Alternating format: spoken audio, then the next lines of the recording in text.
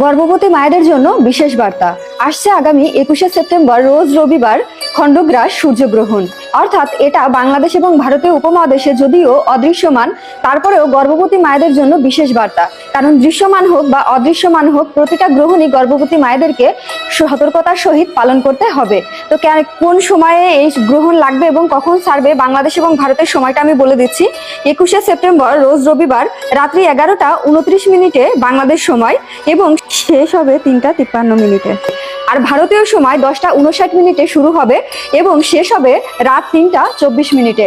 বিশেষ করে যদি অদৃশ্যমান থাকে তাহলে সাধারণ মানুষের গ্রহণ মানার কোনো প্রয়োজন নেই। এটা হচ্ছে খণ্ডগ্রাস সূর্যগ্রহণ। এটা যদিও অদৃশ্যমান, তারপরেও শুধুমাত্র গর্ভবতী যারা মায়েরা আছেন তারা অবশ্যই এটা পালনীয়।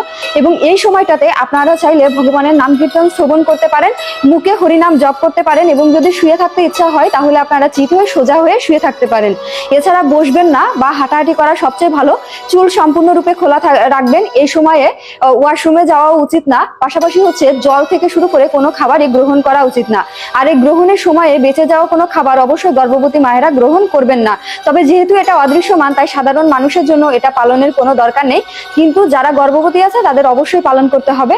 আর এই ভিডিওটা তাদের কাছে অবশ্যই শেয়ার করবেন, কারণ আমাদের পরিবারে বা আমাদের আশেপাশে এরকম অনেকে আছে যারা এই গ্রহণ সম্পর্কে জানে না। তো অনেকে মনে করে অদৃশ্য হলে হয়তো বা মানতে হবে না, কিন্তু শাস্ত্র অনুযায়ী বলুন বা বিজ্ঞান অনুযায়ী বলুন, প্রত্যেকে অদৃশ্যমান হলেও আমাদের গর্ভবতী মায়েদের ক্ষেত্রে এই নিয়মটা পালন করা অত্যন্ত আবশ্যক।